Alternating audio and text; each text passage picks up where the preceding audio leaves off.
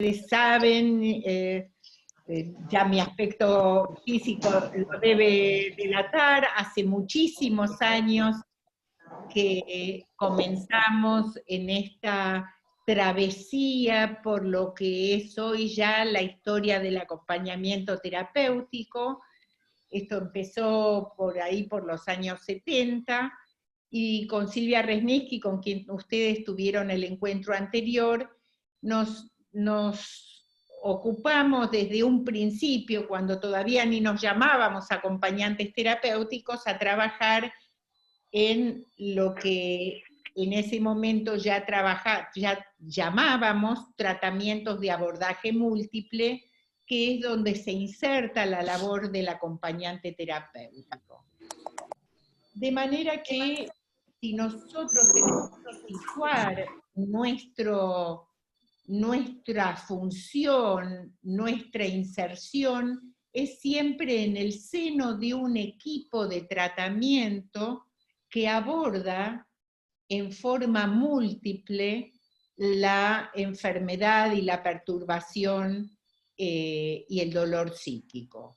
Cuando decimos abordaje múltiple, lo hacemos en un doble sentido, porque creemos que múltiple es el sujeto de la enfermedad, en el sentido de que nunca en una familia hay un enfermo que está desconectado del sistema y del engranaje y de la dinámica de la familia, y también porque creemos que múltiple tiene que ser la manera de abordarlo. Quiero decir con esto que nos dirigimos al paciente que está en un estado de sufrimiento importante, con la convicción de que hay distintos niveles de abordaje que se integran en un conjunto interdisciplinario y que tienen profesionales como terapeutas individuales, psicoterapeutas de familia, terapistas ocupacionales y acompañantes terapéuticos, así como otro tipo de, qué sé yo, de especialistas que puedan ser útiles para cada situación en particular. O sea que en ese doble sentido hablamos de tratamientos de abordaje múltiple. Aquí vale una aclaración, posiblemente para muchos de ustedes ya con experiencia obvia, pero que el contrato al acompañante se hace inserto en un equipo terapéutico, así sea el psicólogo y el acompañante, y el equipo sean dos, siempre es un abordaje donde el acompañante no va solo a trabajar con el paciente. No va, no porque no sea capaz, sino porque esta función, y ahora vamos a ver cuáles son las funciones de las cuales hablamos, tienen que ver con el abordaje de pacientes, sobre todo muy perturbados, o en momentos de externación, o ya vamos a ver en qué tipo de espacio clínico se inserta, pero siempre es en el seno de un equipo. Esto es, casi les diría, del ABC del acompañamiento, y siempre fue innegociable. ¿Por qué innegociable? Porque si no es así, a poco de andar desvanece, o sea, no puede sostenerse. El acompañante terapéutico entonces se puede insertar en equipos tanto institucionales, de instituciones de la salud mental, a veces vienen de parte de juzgados para intervenciones en situaciones de revinculación, como lo llaman algunos, tema que no me gusta el término, pero así lo llaman los juzgados, o sea, pueden venir o puede venir desde el área educativa que pidan para un grupo de niños o adolescentes, o sea, los equipos pueden provenir de distintos lugares y el acompañante puede insertarse tanto desde la fase diagnóstica, donde el paciente empieza a ser entrevistado y estudiado, momento muy importante porque a veces es la persona del acompañante quien aporta datos muy, muy relevantes de la cotidianeidad, de los vínculos, de la comunicación del paciente,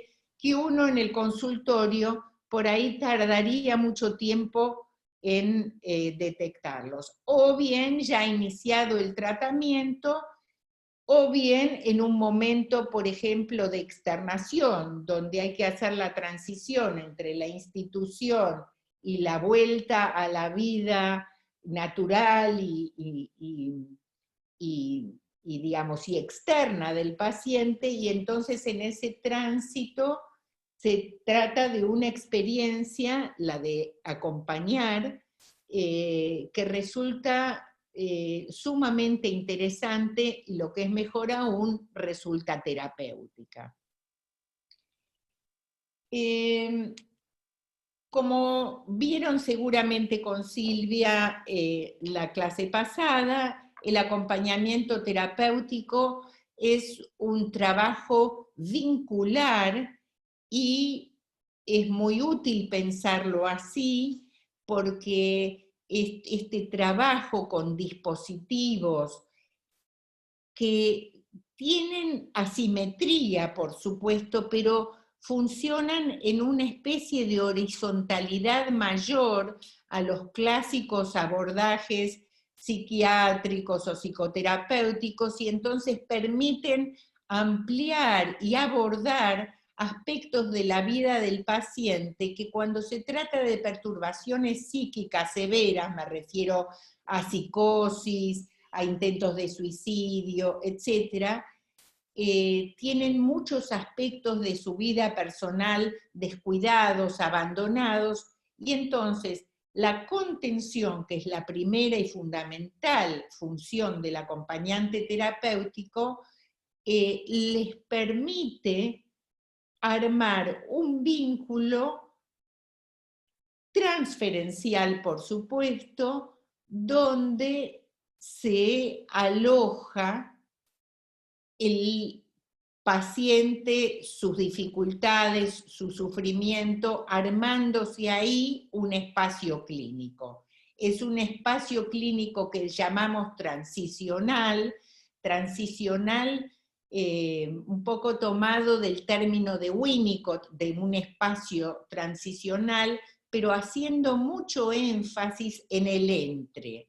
¿Qué es el entre? Aquello que ocurre entre el paciente y el acompañante, donde ambos sujetos del vínculo se van modificando y van cambiando, van produciendo transformaciones durante el proceso de trabajo, durante el proceso de tratamiento.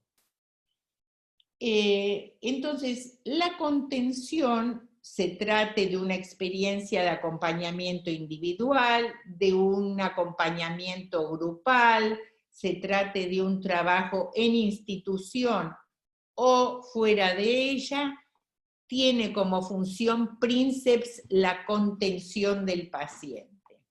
Por supuesto, ustedes lo saben muy bien, al tratarse de pacientes cuya clínica yo llamo del desvalimiento, porque más allá de las categorías nosográficas, se trata de pacientes en un estado de desamparo emocional, de déficit afectivo, de cierta indefensión, de extrema dependencia, y entonces digo que el acompañante terapéutico trabaja y contiene una clínica que, más allá del tipo del diagnóstico específico, es una clínica que podemos llamar clínica del desvalimiento. En ese estado psíquico, salud, tan perturbado, ocurre muchas veces que los jóvenes que atendemos, o adultos o niños, han perdido algo así como el sentido de la vida. Cuando nosotros empezamos en el año 1970, más o menos, 69, 71, no importan las fechas, pero ya llevamos medio siglo, la propuesta se orientaba básicamente a salir de una psiquiatría que todavía buscaba el aislamiento del enfermo mental, así se llamaba, el confinamiento, el encierro, y donde los tratamientos, que eran sobre todo chalecos químicos, ¿sí?, y encierros institucionales, buscaban hacer que el paciente se mantenga lo más calmo posible, lo menos ruidoso y también lo menos esperanzado, porque nadie apostaba. El bañista nuevo del botiquín. Por favor, silenciemos los micrófonos. Gracias. Porque nadie apostaba a la posibilidad de la restitución, de la mejoría, de la transformación, de la producción de nueva subjetividad. Entonces esta era una propuesta un poco transgresora, parecía un poco apocalíptica, en nuestro intento de buscar herramientas, eso que hoy llamamos dispositivos clínicos, que al incluir la figura del acompañante terapéutico puedan restituir algo de la esperanza en la mejoría a pacientes que ya estaban muy golpeados de tratamientos fracasados, de falta de fe y de confianza en que podían ser ayudados hacia un estado psíquico mejor, hacia una compensación. Entonces, esa pérdida de sentido es lo que Pierre Aulagnier llamaba la desinvestidura. El término investir en acompañamiento, grábenlo porque es fundamental. ¿Qué quiere decir investir? Investir quiere decir cargar libidinalmente un proyecto, una tarea, una actividad que a veces es muy básica, muy primaria, pero cuando está investida con fuerza, como nuestros trabajos y nuestros emprendimientos también, no solo los de los pacientes, cuando uno inviste algo con fuerza, eso tiene enormes posibilidades de tener un resultado exitoso. Y entonces, al investirse, ¿sí?, la actividad del acompañante en su aliento, en su estímulo, en su proactividad, el paciente va recomponiendo su propio tejido y sus propias posibilidades de investir. Entonces, esta sería otra de las funciones importantes del paciente, del acompañamiento terapéutico. La tercera, digamos, el tercer aspecto donde yo haría hincapié, no es que esto es un listado ni tiene un orden, pero sí quiero pasar por varias de ellas y después lo vamos a ir viendo con ejemplos clínicos posiblemente. Otro aspecto que los acompañantes desarrollan muy bien en el trabajo, en el contacto y en la comunicación con los pacientes es habilitar un espacio para pensar.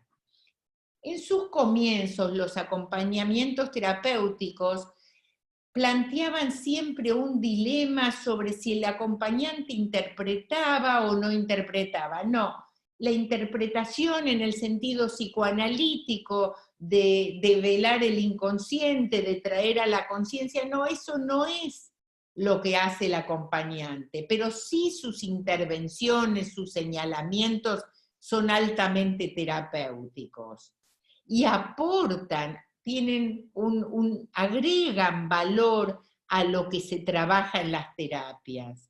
Y eso tiene una eficacia importantísima, pero en tanto el acompañante mantenga un link, una relación de encuentros o de modos de transmitir lo trabajado con el paciente, con el terapeuta, con el psiquiatra. A veces son los que aportan información privilegiada de la vida del paciente. Yo les voy a dar un ejemplo. Hace muchos años, yo tomé a un niñito de 3 años y medio que nunca había ingerido un sólido.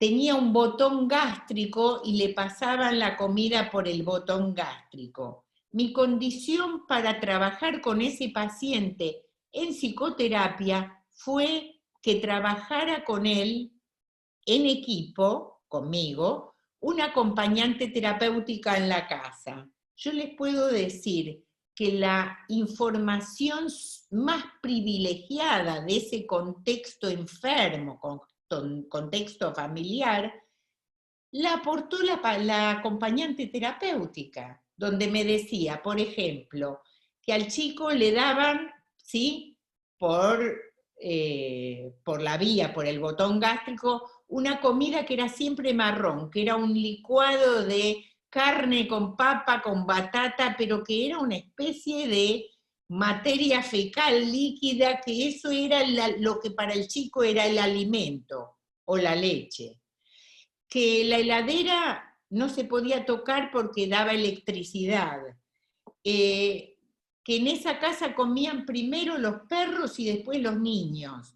O sea, todos situaciones de alta sutileza en su aporte que por ahí no hubiera llegado hasta mucho más tarde al tratamiento. De hecho, tan fuerte era la intervención que los padres no toleraron más de 1 mes y medio al acompañante en casa, porque el panorama se estaba empezando a revertir. De hecho, se revirtió después con un excelente éxito. Lo que les quiero decir es resaltar el valor del aporte que constituye el espacio clínico donde se mueve el acompañante terapéutico. Michel Foucault, filósofo contemporáneo, que habló de los dispositivos, tema que dio título a uno de nuestros libros sobre acompañamiento terapéutico, decía que los acompañamientos, que los dispositivos son conjuntos, ¿sí?, multilineales, estratégicos, que van más allá de un recorte, que integran, ¿sí?, múltiples variables, y por eso nos fue significativo para pensar al acompañamiento terapéutico como un dispositivo. Y él decía que en el trabajo en los dispositivos, ¿sí?, uno va cartografiando en el terreno. ¿Qué quiere decir eso? Quiere decir que el acompañante no tiene un guión prefijado, no tiene el encuadre de un consultorio cuyo horario y cuyas paredes contienen y arman un encuadre fijo. Uno va cartografiando, o sea, escribiendo el mapa con el paciente en la misma travesía y en el mismo recorrido. Eso es lo que lo hace, casi les diría, más apasionante. Por supuesto que uno vive también muchas experiencias, ¿por qué no decirlo?, muy locas. Yo me acuerdo estar en el año 74, digamos, corriendo un paciente que se había escapado del hospital de día, a lo loco, en momentos políticos complicados, o sea, siempre tenemos que saber que el acompañante terapéutico es un es un rol y cumple una función de mucho compromiso personal, físico, de mucho involucramiento, y que sin esa implicación el acompañante no puede operar con eficacia. Es una clínica en movimiento, es una clínica muy comprometida. Muchas veces los acompañantes se preguntaron y nos preguntamos si uno puede ejercer esta función sin estar en terapia, y la verdad es que no se los recomendaría. No se los recomendaría porque es una tarea sumamente movilizante.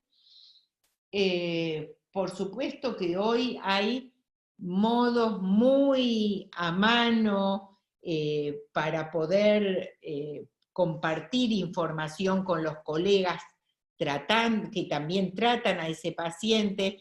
En uno de los libros, yo no me acuerdo cuál, yo hablaba de historia clínica en línea. O sea, que cada uno tiene que ir aportando sus reportes y sus crónicas del trabajo en forma breve, pero en forma clara, porque quien toma la posta es importante que esté al tanto de la secuencia, de la evolución de ese fenómeno clínico que uno está estudiando mientras asiste, ¿sí?, al paciente, muchas veces en estado crítico, o cursando una crisis, o cursando un brote. Por eso les digo que esto no se puede pensar en forma aislada, sino en forma de comunicación y tejido de equipo. Por eso hablábamos de dispositivo. Es una red, es una retícula que en forma rizomática, como diría Deleuze, tiene en los acompañantes la posibilidad de una expansión que enriquece las posibilidades de éxito de ese abordaje. ¿Se va entendiendo por ahora? Otro aspecto muy importante a tener en cuenta es que, como esto se inserta en una concepción psiquiátrica dinámica, uno de las funciones del acompañante terapéutico es, cuando se da una externación, cuando estamos frente a un estado de repliegue temporario del paciente porque no estuvo en condiciones de mantener sus vínculos sociales, ayudar en la reinserción social del paciente. A veces eso es un trabajo delicado. ¿Por qué? Por ejemplo, en los casos de tratamientos de chicos con adicciones, muchas veces es muy trabajoso el término de la reinserción social, en tanto buscamos especialmente que no se dé una nueva vuelta a un viejo grupo donde las prácticas adictivas, donde el tipo de actividades compartidas implique poner en riesgo lo que ya han logrado en el tratamiento.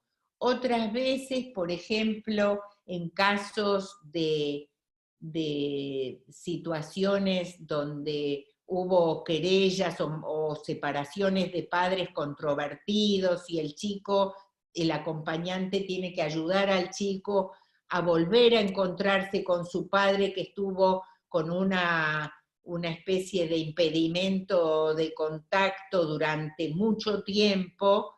La labor del acompañante puede ser valiosísima, pero también uno tiene que ir muy de a poco y muy cautelosamente ayudando, ahí viene otra función, en la regulación de intensidades, tiempos y posibilidades de estar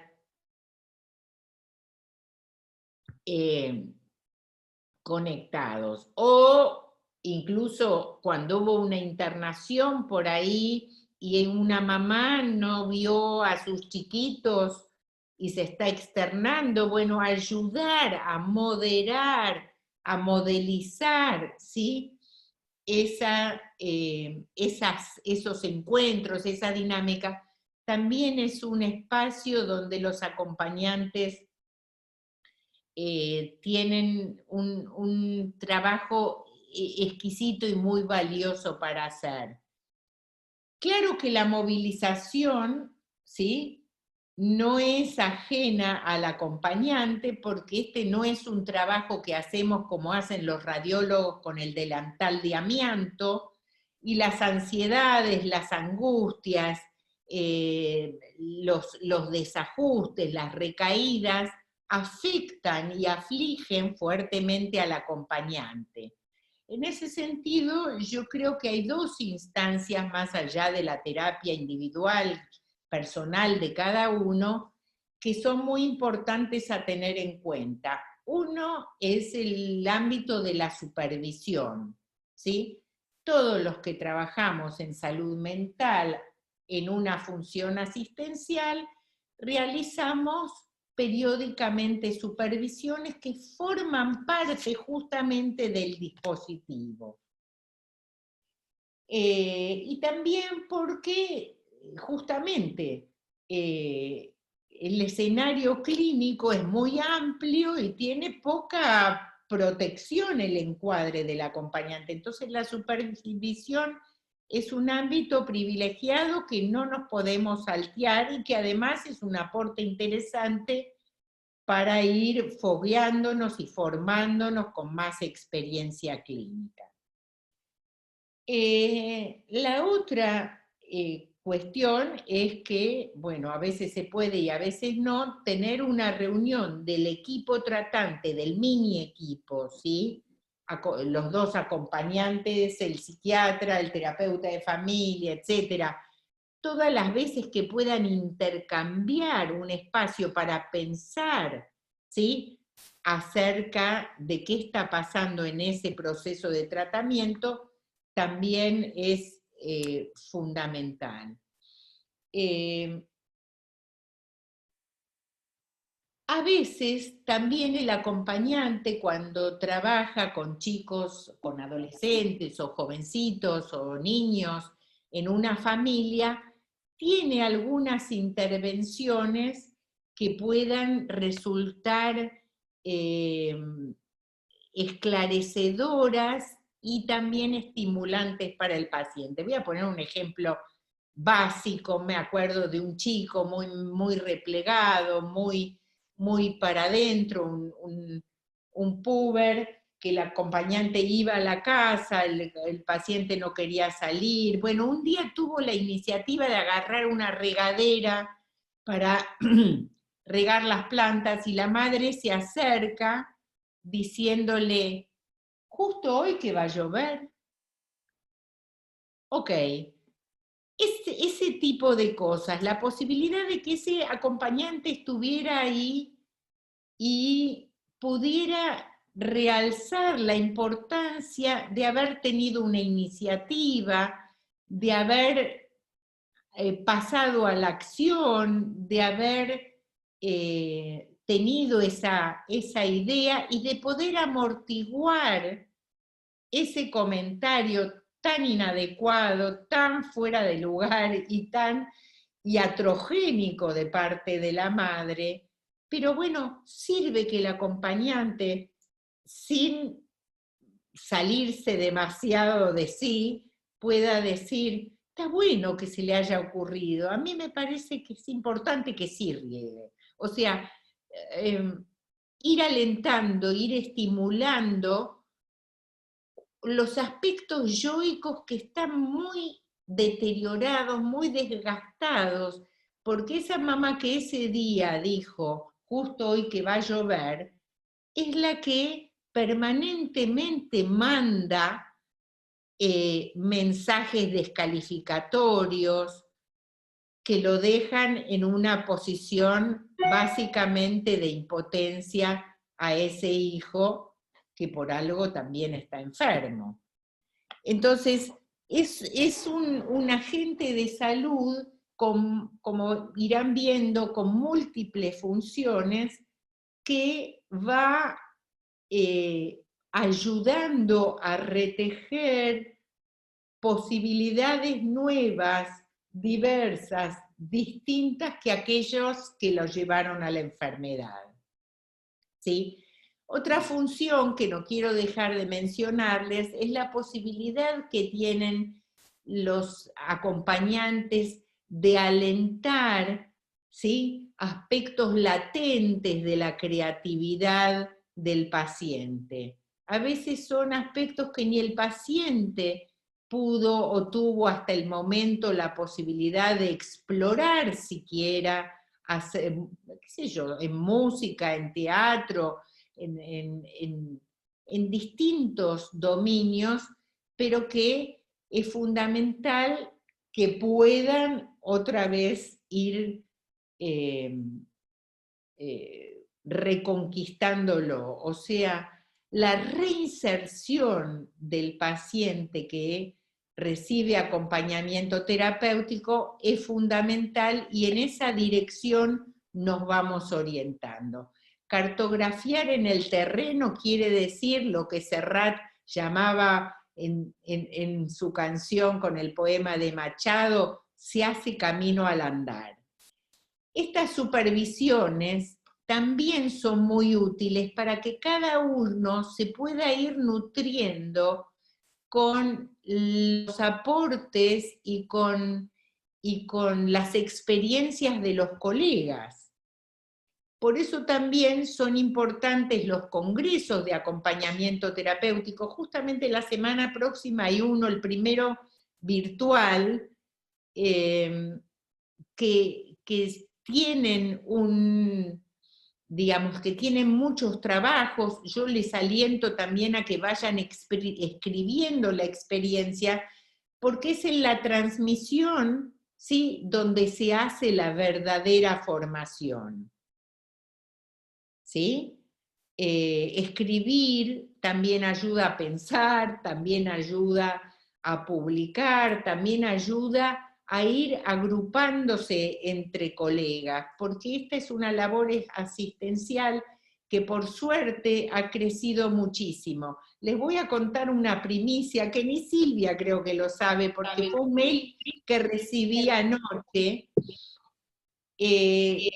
Fue aceptado para el diccionario de psicoanálisis próximo a publicarse el término acompañamiento terapéutico. Si quieren les mando qué es lo que va a aparecer, con una descripción de cuál es la función y cuáles son las funciones del acompañamiento terapéutico, porque son los profesionales de la salud los que tienen que saber qué es lo que hace un acompañante terapéutico. Y justo anoche llegó el mail donde el extracto que mandamos con la definición del acompañante terapéutico, cuál es la historia y las funciones, va a salir publicado ahora por primera vez en un diccionario de psicoanálisis. O sea que es cierto que esta labor que está todavía, ya tiene 50 años y todavía está muy virgen y muy joven en muchas cosas que son estas nuevas generaciones que ustedes están ahora cumpliendo, las que tienen que impulsar con nuevas experiencias. Pregunto, supongo que para Walter, yo no estoy recibiendo ni sé nada si hay preguntas o si hay chats, y me gustaría dedicar estos últimos, no voy a pasar ningún, ¿cómo se llama?, PowerPoint, porque prefería así, transmitirles la experiencia y puntuar un poco las funciones en virtud de lo que habíamos hablado con Liliana Ottaviano, de poder focalizar más sobre el rol y sobre cómo se inserta en estos tratamientos de abordaje múltiple. Pero sí me gustaría contestar e intercambiar con ustedes en relación a las inquietudes que puedan tener. Susana, en el chat todavía no hay preguntas, sí, están todos celebrando esta información que nos diste de que va a estar incluida en el diccionario de psicoanálisis la definición de qué es un acompañante terapéutico o qué es un acompañamiento terapéutico. Les digo a las compañeras y compañeros, si quieren alguna pregunta, la pueden hacer a través del micrófono o la pueden escribir en el chat. Aprovechar la experiencia de Susana y estos casos que nos ha puesto a consideración también. Te cuento, Susana, que también está la licenciada Paula Weigel, que se conectó un poquitín después de comenzar la reunión. Paula es la directora de dispositivos intermedios que yo te conté hoy al inicio, antes de que iniciáramos la reunión. Perfecto, bienvenida. Sí, gracias. Justo, bueno, estaba pensando que nosotros tenemos también una enorme tarea que tiene que ver, bueno, en esta instancia de capacitación a acompañantes, ¿no? Pero una enorme tarea por hacer en relación a los equipos para la integración de la función de los acompañantes. ¿Por qué es tan importante esto que referiste en relación a que el acompañante, digamos, forma un equipo con, digamos, psicólogos, psiquiatras? Esto no nos está costando a veces bastante. De hecho, administrativamente nos hemos propuesto, por ejemplo, para sugerir, digamos, la instancia o la presencia de un acompañante terapéutico, nosotros administrativamente pedimos un informe inicial de los equipos psicólogos, psiquiatras, bueno, quien esté a cargo de ese abordaje, porque, digamos, nos parecía que había como mucho descompromiso en relación a, por ejemplo, otorgar un acompañante terapéutico y desvincularse, ¿no?, de esa situación. Entonces, bueno, administrativamente pensamos, aunque sea alguna manera de empezar a involucrar a los equipos en relación a qué es lo que motiva esa solicitud, si es un proceso de externación, si es una inserción comunitaria específica, bueno, en fin, como y solicitarles también que de mínima, aunque sea una vez al mes, haya un encuentro entre el equipo, donde, bueno, también hay una cuestión administrativa, ¿no?, que ellos se intercambian, por ejemplo, la certificación mensual de acompañamiento que realizan los equipos, que es necesario para el pago, pero digo, es un poco una excusa también para que exista un momento de encuentro y de intercambio, porque no va no es algo que se da naturalmente. A veces desde la gestión uno tiene como que promover esa instancia porque, nada, nos cuesta bastante. Hay equipos más permeables y otros que no tanto, ¿no? Sí, mira, es muy interesante lo que decís, Paula. De hecho, el chiste del diccionario era, escribimos 3 libros sobre acompañamiento terapéutico, ahora no tenemos que escribir para los acompañantes, ahora tenemos que escribir para los médicos, psiquiatras, psicoanalistas, psicólogos, que buscan y usan el servicio asistencial del acompañante, pero que todavía no tienen ese espíritu de equipo. Yo muchas veces digo que los médicos tienen una letra tan horrorosa justamente porque nunca les importó que nadie les entienda, y que ahora tenemos que justamente transmitir esta necesidad de trabajo en equipo, de trabajo en red. Casi les podría decir, dime cuánto equipo tienes y te dirá cuánto va a mejorar tu paciente, porque redunda en una garantía de interacción tal donde el más beneficiado es el paciente. El trabajar en equipo hace que la dirección de la cura esté integrada, y no que cada uno desde su quintita trabaje solo y haga lo que mejor pueda. Por eso, cuando hablamos de múltiple abordaje, hablamos de múltiple abordaje en singular, porque multiplicidad integra a todos. Y todos suman valor a la terapéutica del servicio asistencial que pretendemos dar. Esta historia clínica en línea, que hoy es un grupito de WhatsApp, donde uno con mucha, casi les diría, con mucha capacidad de síntesis, pero pueda compartir inquietudes, alertas, propuestas, escuchar qué está pasando con el otro. A veces es el acompañante quien avisa, bueno, se avecina algo raro porque este paciente está completamente ensimismado y algo de su plan suicida se está tramando. O sea, ¿cómo no compartir esa información con el resto del equipo? Me encanta lo que decís, Paula, y coincidimos plenamente en esa dirección.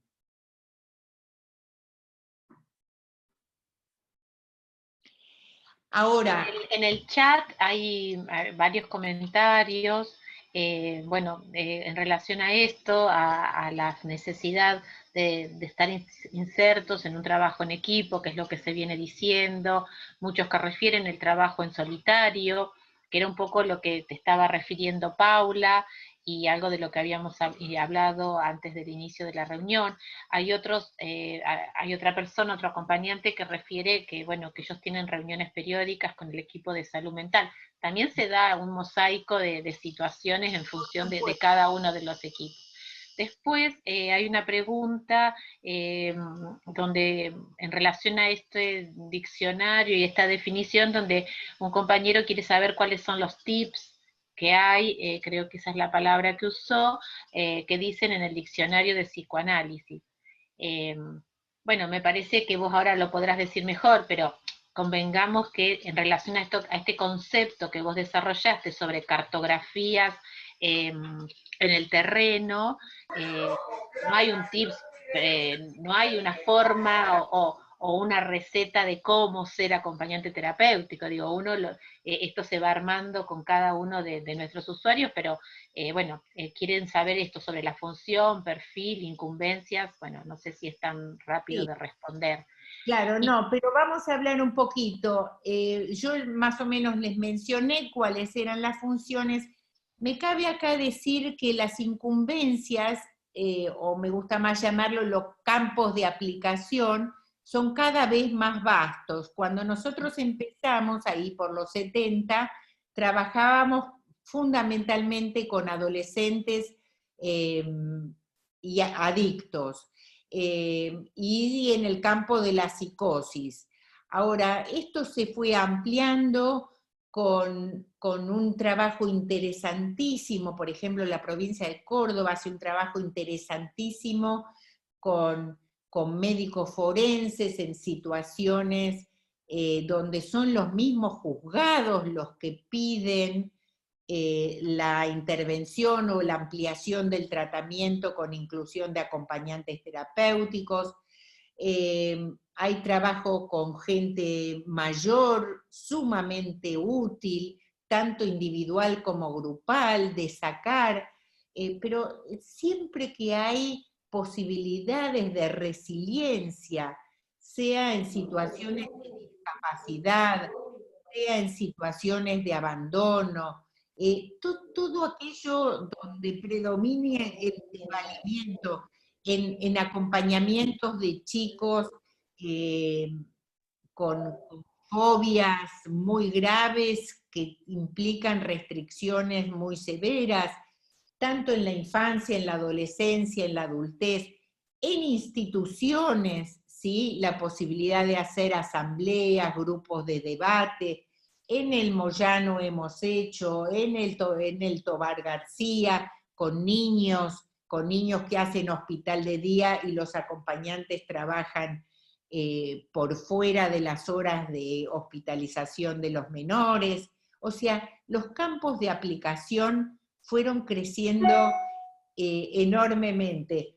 Y las supervisiones, que a mí me gustaba llamarlas mates clínicos, hoy podemos hacer encuentros clínicos con barbijo y sin mate, pero también son en lo grupal sumamente productivas para trabajar una clínica que es tan vasta que no termina de aplicarse.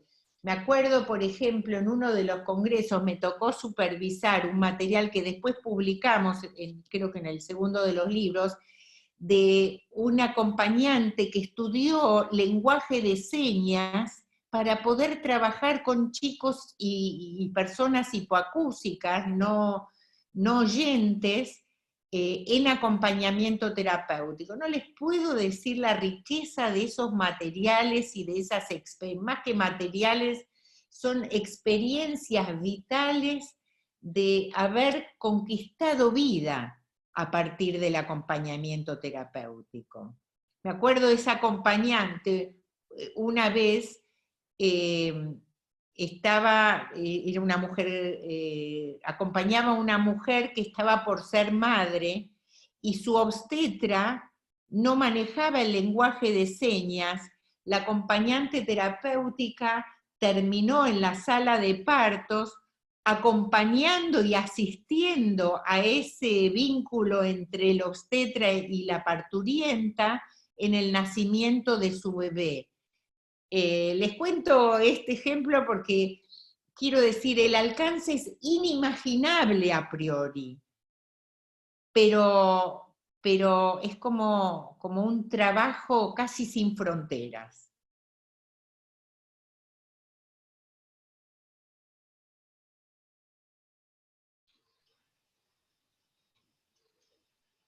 ¿Alguna otra pregunta, alguna otra consulta que le quieran hacer a Susana?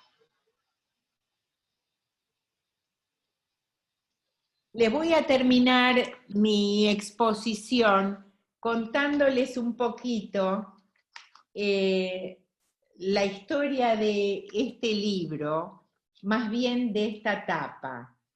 No sé si alguno conoce a un artista plástico que se llama Milo Lockett. Él es chaqueño,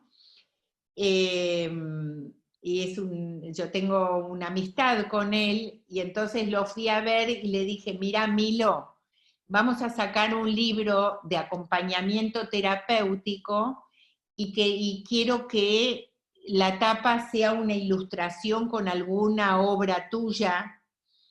Y me dijo, yo la voy a hacer, pero contame qué es el acompañamiento terapéutico, qué lo define. Entonces le dije algunos términos que ahora se los voy a contar a ustedes, y entonces Milo me manda este dibujo, y entonces yo le digo, Milo, me encanta, pero hay un problema muy serio, que es que este personaje no tiene boca.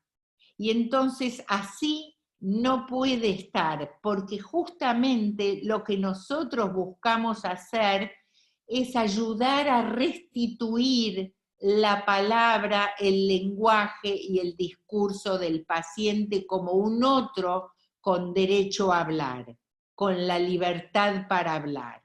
Entonces, rápidamente, ¿no? Pero Milo le agregó boca al paciente que iba a ilustrar este libro, y entonces,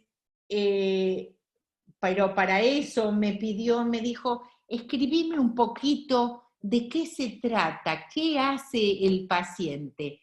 Y entonces me dijo, con que me digas 5 o 6 palabras, a mí se me va a representar. Entonces, de ahí lo del apoyo, ¿no? Le dije, contención, sostén, red, escuchar, dispositivos, interactuar, libertad. Con eso, él armó lo que para nosotros fue algo muy hermoso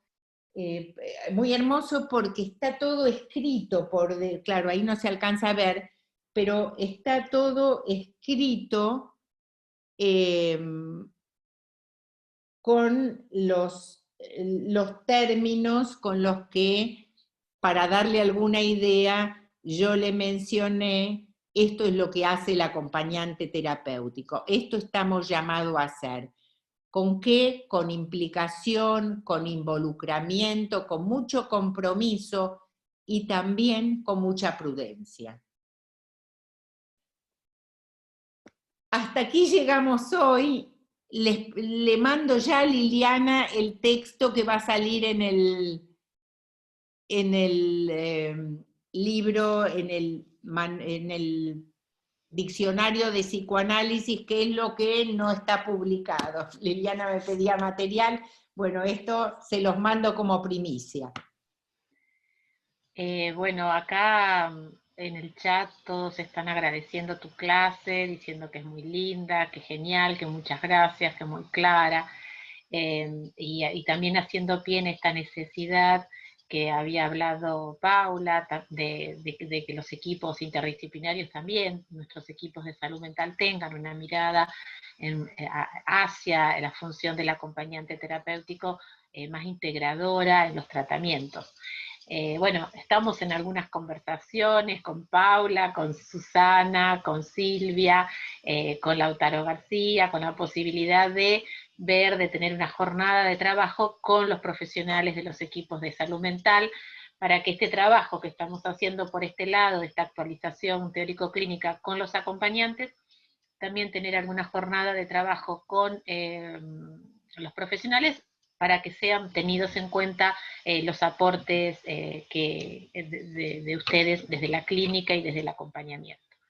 Así que seguramente que vamos a tener más novedades más cercano el mes de noviembre, pero que esto va a enriquecer también la función de ustedes en el tratamiento de los usuarios y usuarias.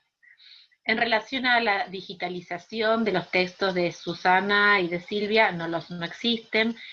Algunos de ustedes seguramente los deben tener de algún congreso. Susana hacía la posibilidad de que si ustedes se reúnen y se hace un pedido, ellos pueden hacer un envío de material. Nosotros desde la subsecretaría no estamos en condiciones de hacer ese trámite, pero si a ustedes les interesa reunir un grupo de ustedes, podemos pasar el correo de Susana, para que, si vos podés, Susana, escribir en el chat tu correo electrónico, por favor. Si a alguno de ustedes les interesa y se reúnen en grupo y hacen una compra de un número determinado de libros, ella ofreció hoy al inicio la posibilidad de que tengan un descuento importante. Yo les quiero aclarar que no vendemos libros, pero no. sí que hay un grupo grande de colegas formándose. Nuestro interés es que el pago sea el mínimo costo del papel y la edición, y eso es todo el costo, ¿no? Perdonen, pero necesito aclararlo. Sí, claro. Bueno, eso si Susana nos escribe el mail acá, o nos lo decís, y yo lo escribo, Susana, porque no lo recuerdo de memoria. Espérate, Susi. Susi Mauer, aquí estoy escribiendo. Bien. Gmail.com. Bueno, yo lo que les recomiendo, para que no le escriban todos individualmente a Susana, es que alguien se organicen entre ustedes y hagan una forma de... Elijan un representante. Claro, exactamente, para que pueda hacer un contacto con Susana y organizar esto. Por nuestra parte, bueno, seguramente que Paula ahora te va a despedir. Yo me despido por ahora, seguiremos en contacto vía mail. Te agradezco muchísimo, Susana, la clase y la disposición que has tenido con nosotros, para todos los pampeanos que andamos por acá, que hoy fuimos 42 conectados en esta clase. Gracias, Susana, y Paula te va a despedir. Y no, nada más que muchísimas gracias, que ha sido un placer enorme. Y bueno, nos dejás el fuego encendido. No sé, yo pregunto si habrá una jornada pampeana de acompañantes terapéuticos, quizás a ellos que son los involucrados, porque la verdad que deja como mucho mucho para motorizar, para pensar, para seguir juntándose, y bueno, esto de pensar con otros y de estar con otros, bueno, nosotros también que nos queda pendiente esta instancia con los equipos, que es fundamental, ¿no es cierto? Así que en esa parte vamos a seguir conectados. Exacto. Muchas gracias. Y La bueno, agradecida muchas gracias soy por la yo. participación. La agradecida soy yo, un gusto compartir este rato juntos. Los saludo a todos. Muchas gracias, chicos. Gracias, chicas. Susana. Bueno, nos vamos despidiendo de todas y todos. En la clase pasada hubo una demora en el envío del material porque tuvimos que volver a descargar el video, que tenía algunas dificultades. Si es posible, en el día de mañana les vamos a estar enviando esta clase grabada, y en la próxima clase ya daremos comienzo al dictado de la unidad 4. Así que bueno, nos volveremos a ver el jueves que viene. Muchísimas gracias a todas y todos, que tengan una buena semana.